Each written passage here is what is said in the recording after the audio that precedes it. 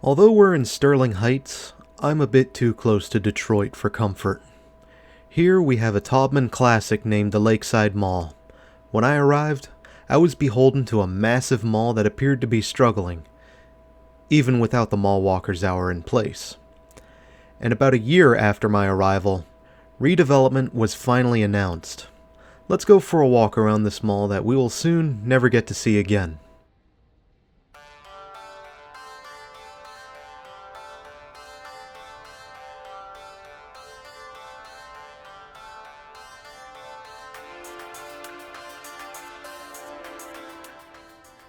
Lakeside Mall was a collaborative effort between Alfred Taubman and Homart Development, and would open its doors for the first time on March 2nd, 1976.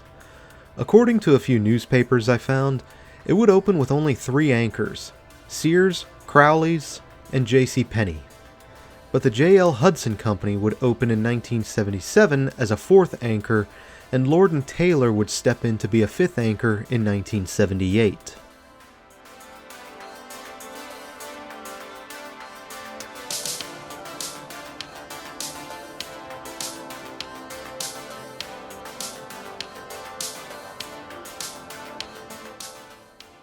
As Lakeside Mall gained popularity, outparcels would begin to open up, and the retail corridor would begin to form.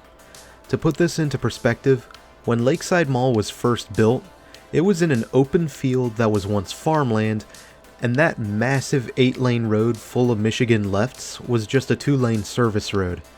But as the 80s progressed, Toys R Us would come to the space across the road, along with many other retailers. Too many to name. And by the time the 90s came around, the area surrounding Lakeside Mall was seeing residential homes and apartments going up around it, and the retail corridor was set. If the mall's purpose was to bring development to the Sterling Heights region, it succeeded. Taubman and Homart built it, and they came. No, get your mind out of the gutter.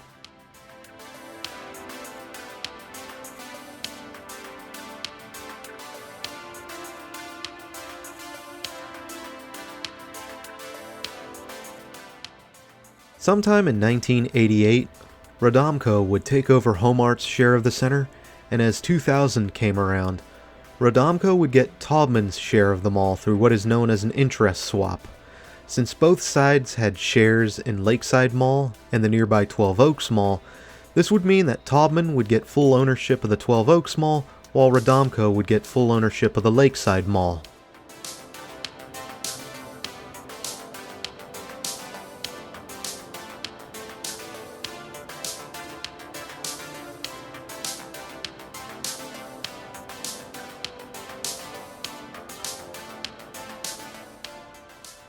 Fountains can make anything better.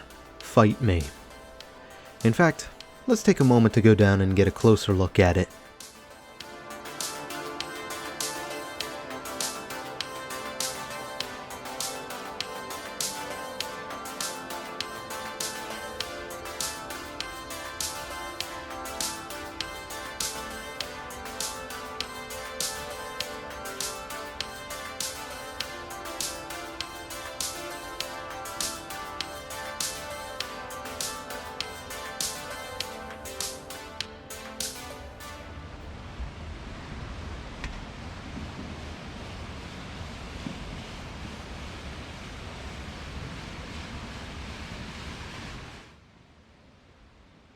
Earlier in 1999, Crowley's would file for bankruptcy, and Hudson's would acquire their building at Lakeside Mall, opting for a dual anchor setup. And in 2001, Marshall Field's would replace the Hudson's nameplate as their parent company, Target Corporation, opted to consolidate nameplates. Yes, that Target. Who knew they had such names? And in 2000, Steve & Barry's would come to the mall.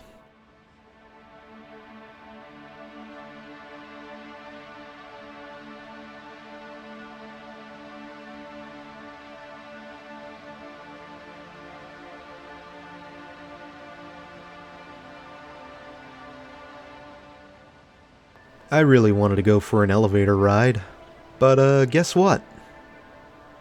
Yeah, it's closed off. I guess they didn't care enough to keep it maintained.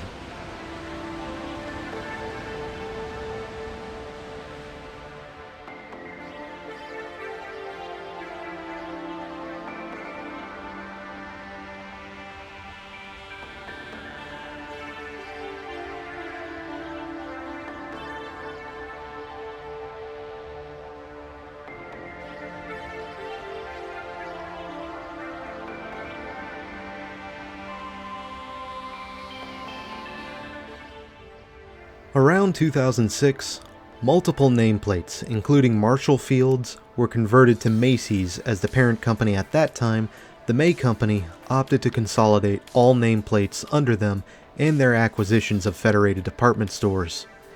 It's a simplified telling, but if you ever wonder why Kaufman's, Marshall Field's, Filene's, Strawbridge and Clothier, and Hecht's, among other nameplates, all disappeared in 2005 or 6, that's why. Although I still like the implication that Macy's ate them all.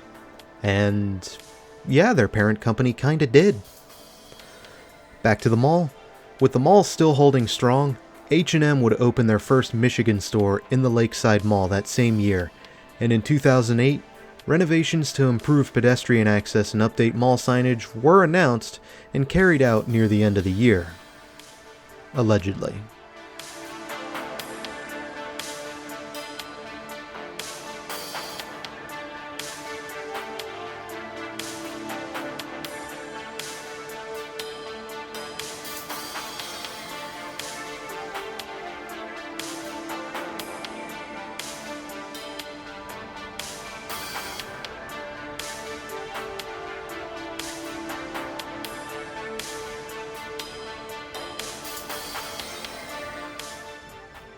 Cracks were beginning to show around the beginning of the 2010s, as General Growth Properties, who owned the mall by that time, had just come out of bankruptcy.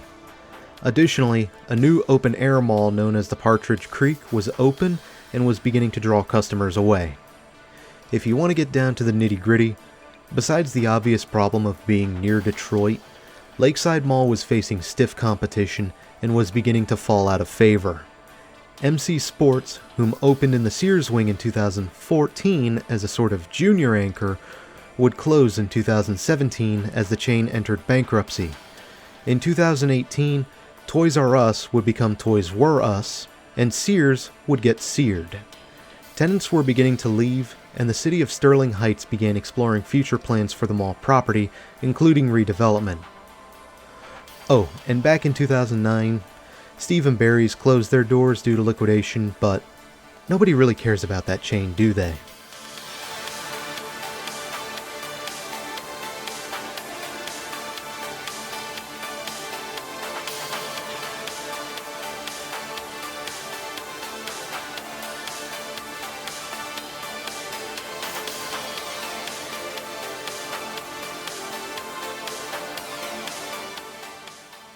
It would only get worse as JCPenney downsized operations in 2019, deciding to leave the appliance and furniture market as fast as it went in. And that same year, Lord & Taylor would depart the mall, and the mall would be sold to a company known as Out of the Box Ventures based out of Miami, Florida, while management would be held between Jones Lang LaSalle and Spinoso. And at this time, redevelopment was announced for various areas around the mall, with the mall remaining intact for now.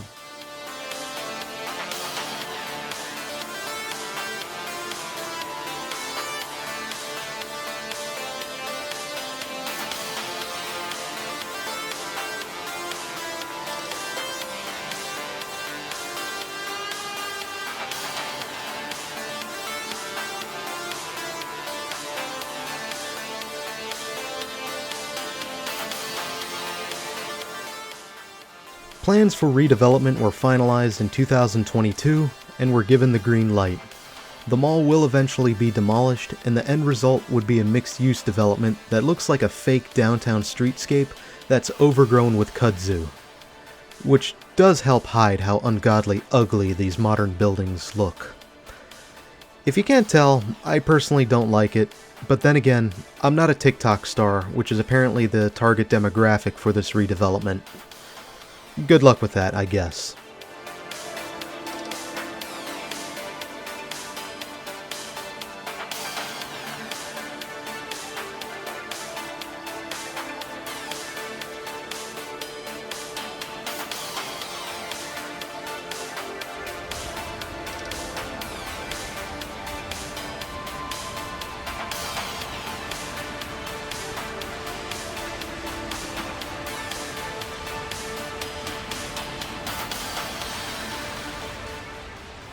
This was all recorded during the Mall Walker Hour, which is a short period early in the morning just before the mall opens. Some people like to do a few laps around the mall because it's better than sitting in the easy chair all day, while others try to get a head start in their shopping and will crowd the benches near the stores. Why do I film during the mall walker hour? Because there are fewer people in the way of the mall itself, and I kinda like being able to see the mall for itself without things devolving into a butts showcase. Nobody here wants a butts video.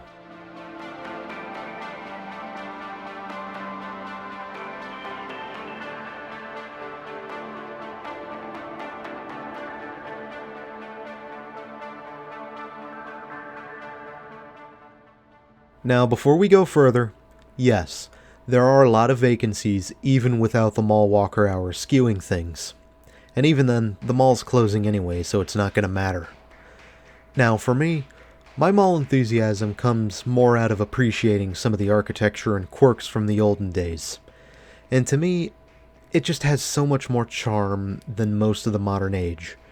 Sure, it isn't no Gothic or Victorian or even Art Deco, and there were so many malls built that it starts to look a bit samey, but come on.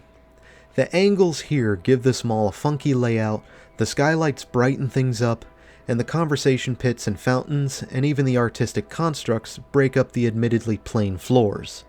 And fountains make anything better. Fight me. I wouldn't mind some more color, and that could have been done to update the mall, at the minimum. However, I know what colors they would end up being. If we're lucky, it would be a hint of pastels. Otherwise, it would be a dingy yellow and or green, or worse, gray and blue. The thought alone makes me sick. Bring back earth tones, man. Or better yet, bring back Art Deco or Gothic.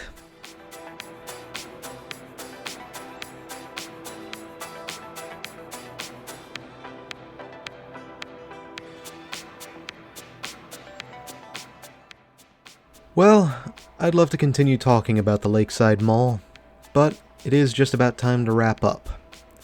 What were your thoughts on this mall? Did you love it? Did you hate it? Do share in the comments down below.